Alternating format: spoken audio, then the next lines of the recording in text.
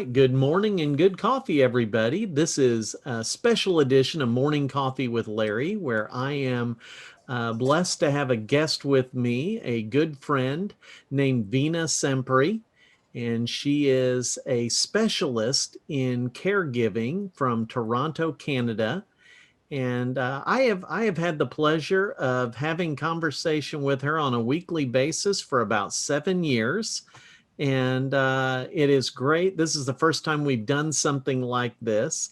But in a nutshell, she is uh, has a company providing support to caregivers called Caring for Caregiver. And she's also the author of a book called Caregiver Triumphant. So with that said, welcome, Vena. Thank you, Larry. Thank you very much for your warm welcome. So you have been in Canada for how many years? Because this is not where you grew up. Not at all. This will be my 53 years in Canada, and it's now my home. I love it. It's brought me a number of good things. So I'm just happy to be a citizen of Canada.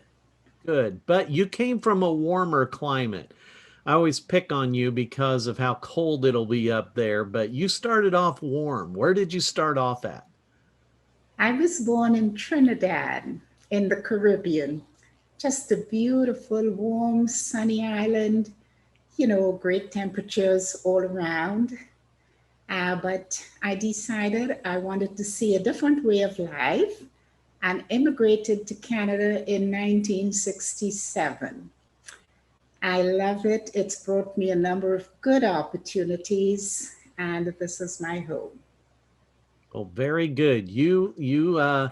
When we think about snowbirds here in the United States, all the Canadian citizens go down to Florida, and you flip that coin upside down. You went from where everybody wants to go to where people try to escape. So I'm glad that you are enjoying it, and because you don't get snow down in Trinidad, do you? Not at all. We just have two seasons, the rainy season and the dry season. All right. Well, why don't you tell me a little bit about, we're going to do this in two parts. So why don't you tell me about your journey in becoming a caregiver and what that was like and how you wound up on this journey, because it was not necessarily an expected journey, correct? That's absolutely true. And thank you for asking, Larry. My journey as a caregiver started in 1992 when my husband was diagnosed with primary progressive multiple sclerosis. My husband was working as a detective with Toronto Police Service and loved his job. And on the diagnosis of multiple sclerosis, his world just shattered. And life, of course, has never been the same. However, um, I decided I was in this for the long haul and really had to learn as much as I can in order to keep my young family afloat, which was basically their education was the primary purpose, and also to care for my husband. So I had to learn on my own because back in the day, there wasn't a lot of information. Nobody knew really what caused multiple sclerosis or really how you should really maneuver through the journey. So I did the best I can until I got so burnt out, I needed help myself. I reached out, joined the MS Society of Canada, and started to attend meetings at a local chapter. On attending the meetings, I realized there were a bunch of retired school teachers who were so burnt out, overwhelmed, broken, and sad, dealing with the same issue of multiple sclerosis. And I think the saddest thing of all is that the spouses were not able to communicate and to really share what they were feeling and to understand what the spouses we were feeling. So it was a very difficult journey. As I attended those meetings, I realized these elderly seniors were suffering even worse than I was suffering, Mm. and that I had to do something not only for myself, but for uh, my colleagues as well. Over time, I developed some friendships, and on my way home one night from the meeting, I decided I should really write a book, so I can sort of release a lot of my emotions and help other caregivers that are in the same situation as I am. And I started to write and worked on my book from 2014, having revised it so many times. But what really the revisions did for me was help me to heal, to get rid of a lot of pent up emotions.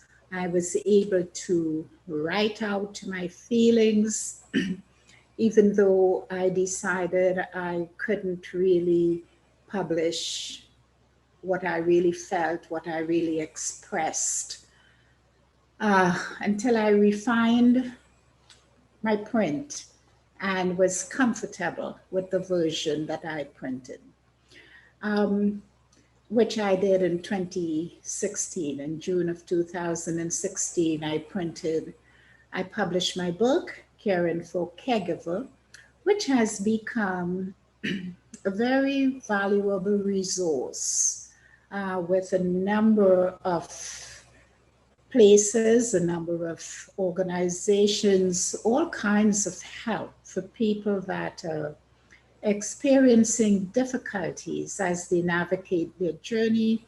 And they have much more information now available through my book than I ever had when I first started. So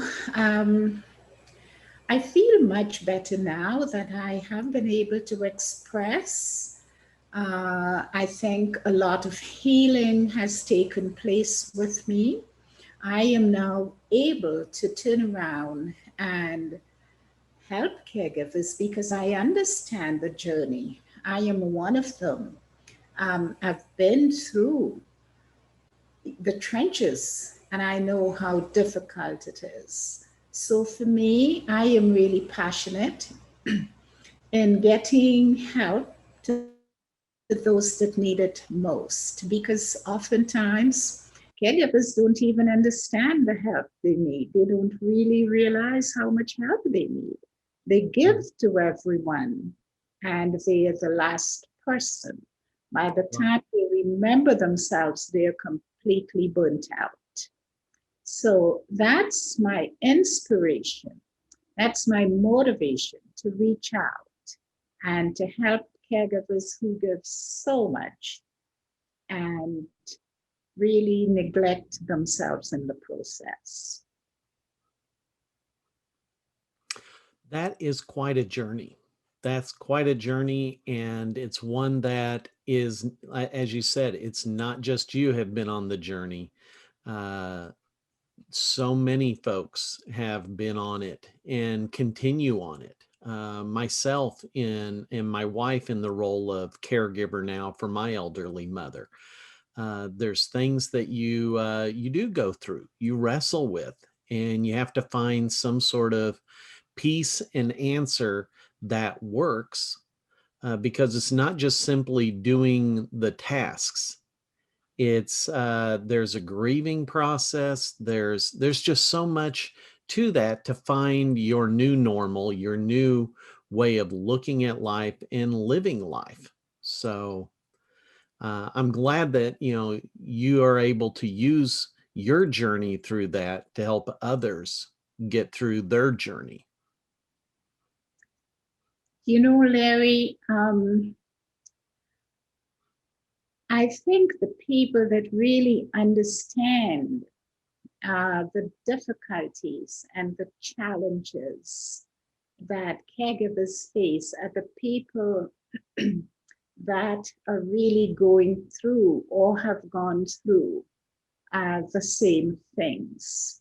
I remembered I was at work one morning and my telephone rang. And I picked up the phone, the receiver, to answer, and I couldn't bring out the words to speak. I was under so much stress. I was so exhausted. Personally, I think I was on the verge of one of my lowest moments. So I immediately realized this is really serious. So I immediately went to see my family doctor and related to her what had happened. And without hesitation, after the visit, she just put me on immediate bed rest. I was that exhausted. And from that instance, I was off work for 6 months, recuperating and regaining my health and my strength. So, I speak from experience because I've gone through it. Yeah. And I can safely tell you, until people really do what we do as caregivers, they really don't get it. They don't understand the challenges. They just think, it will go away. But over time, it builds up and it can really incapacitate you. Okay. Well, thank you for sharing this part of your journey. We could have probably a couple more hours going into your journey, but what we'll do is we'll stop with this point with the journey, and in part 2 of our interview, we're going to get into the messages that you have for caregivers to help them. So we will stop for now and pick up in just a moment with our next part of the episode. Thank you.